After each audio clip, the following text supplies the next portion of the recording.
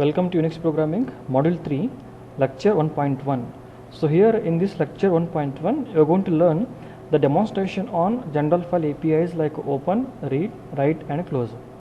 Okay, so in the lecture 1 you learned all the APIs with the syntax, okay, and different arguments and different value. Okay, so here in this you are going to learn how to execute all the APIs in a Unix system. Okay, so now let us demonstrate the general file APIs like open, read, write, close and create. The first one, the open API. So you already learned so what is the open API, the syntax of that open API and different arguments. So in that open API, okay. So here let us discuss about the open API, how to use that in a program. Okay, so here first you need to include these three header files. The first one is a hash include stdio.h for the C program and fcntl.h and the error number.h. So this header file is required to get the error information once the API failed. And after that we are declaring one variable globally, that is error num. Okay, so extra int error num. So once the API failed, that information is stored in this variable. Okay, so after that, so inside a main, the first statement is int fd equal to open file name. The first argument is the path name, or you can give a file name. Second argument is okay the mode. So how you want to open that? Okay, you want to open that file in a read mode or write mode, or you want to create a file if the file doesn't exist. Okay, so here in this statement, so here in second argument we are passing the flag oCreate and read only. So it means that the open API so creates the file foo.txt and opens that in a read only mode. Okay, that is the use of open API here in this program. Okay, so first the open API create the file if the file doesn't exist. So after creating the file foo.txt, it opens that in a read only mode. Okay, so after that we are printing a file descriptor. So once the file is opened, the file descriptor will point to the opened file. Okay, so after that we are printing that file descriptor. Okay, so in Unix system there will be a file descriptor table which contain more than one file descriptor value starting from 0, 1, 2, 3, 4, 5. Okay, so now here we are printing that file descriptor value. So after that we are checking condition if fd is equal to -1. Okay, then we are printing that error number. Okay, that error number is stored in the global variable, that is error num. So after that we are printing that information. Okay, why exactly that open API failed in executing using a function p_error. Okay, so if you want to use that error num and p_error, so you need to include the header file error num.h. Okay, so after that return 0.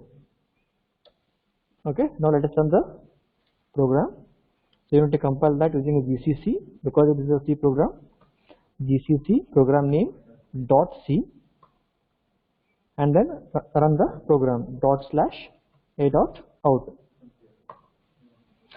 Okay, so now you got fd is equal to -1 and error number you got 13 and the error message is permission denied. Okay, because the foo.txt is already existed in the Unix system. Okay, see if you observe here, the file is already existed. That's what the permission is denied to create and open the file. Okay, so now change the file name, give different file name. I'll give f2.txt and once again I'll run the program. Okay, see now you got that fd is equal to 3. So it means that that file f2.txt is created and opened, okay, and the file descriptor value is 3. So now it is pointing to the opened file, that is f2.txt. Okay, so this is the use of OpenAPI and how to use that OpenAPI. So in creating a file and opening a file. The next one is the close API.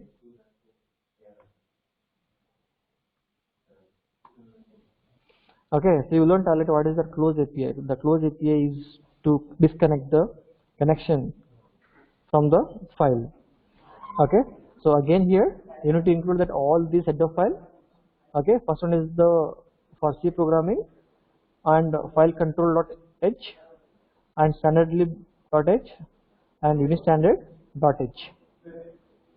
Okay, so inside the main function first, so you are calling that open API int fd1 equal to open and you are giving the file name f1.txt and then the mode read only. So you are trying to open the file f1.txt in read only mode. Okay, so once the file is opened, the fd1 is pointing to the file. Okay, and fd1 will get a file descriptor value. And then here we are taking a condition: if fd1 is less than 0, then the permission denied, you cannot open that file. Okay, and then the program terminate, exit 1, the program terminates. Okay, so if the condition so failed, so if the fd1 is greater than 0, then the file will get opened and so will get the file descriptor value. Okay, so after that, so here, so if close of fd1 is less than 0, okay, then so inside that if condition, so if it fails, then again the permission is denied to close the file because the fd1 is less than 0. So if the fd1 is not less than 0, then that file will be closed at the end. Okay, so this is the way to use the close API in a Unix program. Let us run the program. gcc v2.c/a.out. Okay, so now you got open the file descriptor 3. So now that fd1 will get the value 3. So now the open API is successfully executed, okay, to open the file in read only mode. Okay, so after that close the fd. So now that condition, so close fd1 less than 0, the condition failed because 3 is not less than 0. Okay, that's what the file is closed after opening the file in a read only mode. Okay, so this is about a close API. The next one is read API. Okay, how to read the content from the file. So if the file is already available. Okay. Yes. So here in this program, you are using how to use that read API. So again, so you need to include all these header files. Okay. So inside a main, we are declaring two variables int fd and sh. Okay, and here you are so creating that dynamic memory allocation. You are allocating the memory to this so pointer C. Okay, dynamically allocating the memory. Okay, so this C is like a buffer, temporary buffer to store the data. Okay, so using a Kellogg, you are allocating memory to this C. Okay, so after that you are calling open API. Okay, to open the file f1.txt in read only mode. So once the file is opened, the file descriptor will point to that opened file. Okay, so after that you are checking a condition. So if fd less than 0, then the permission is denied to open the file in read only mode. Then the program terminates by calling that exit 1. Okay, then if fd is not less than 0, okay, then here after that you are calling the API read.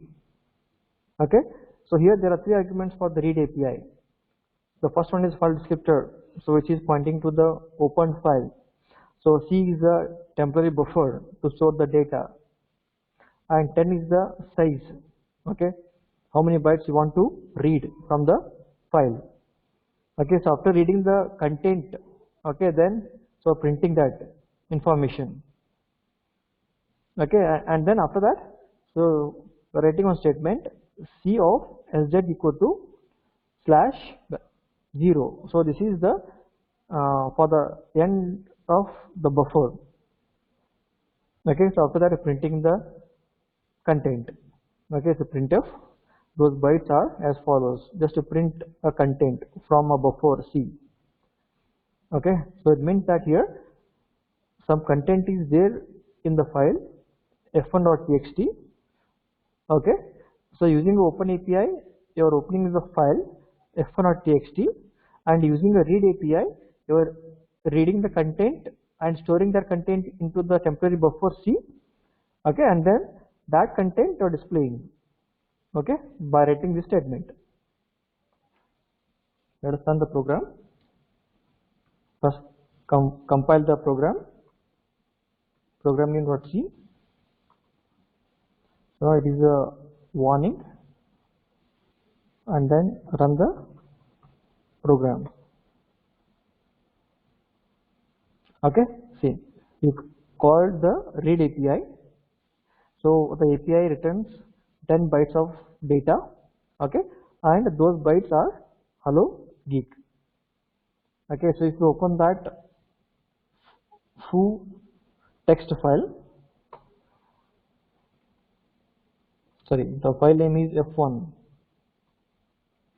So what is the file name?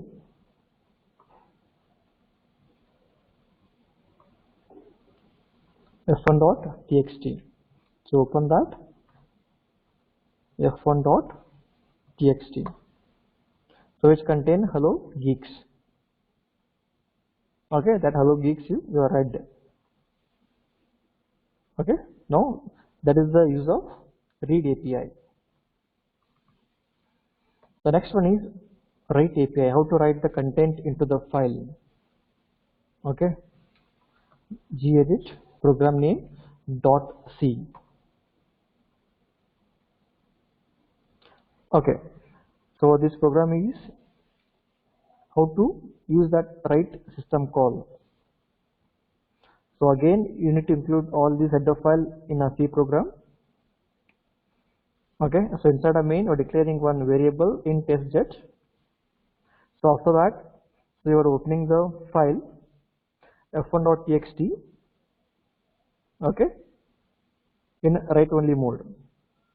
So if the file doesn't exist, so you're creating that file by using the flag ocreate. Okay, and then you are giving the permission for the user to write the content. Okay, and then the open API returns the file descriptor value. Okay, after once the file is opened, the FD will point to that file. Once the file is open, so here you are checking condition. So if the file descriptor is less than 0, the permission is denied to open the file in write only mode. So after that, the program is terminated by calling the function exit of 1. Okay, so once the file is opened successfully in the write only mode, so here you are calling a write API. Okay, to write the content hello geeks, okay, into the file. Okay, so where the file descriptor is pointing. Okay, so now this is the length of the message. Okay, string length of the content. So after that, just are displaying that content. Okay, after writing the content into the file, just for displaying. Okay, after that you're closing the file. Once the content is written into the file, so you are closing the file by calling the API close file descriptor. So last statement is return 0 because the main is int. So this is the way to use the write system call in a Unix program. Run the program, compile.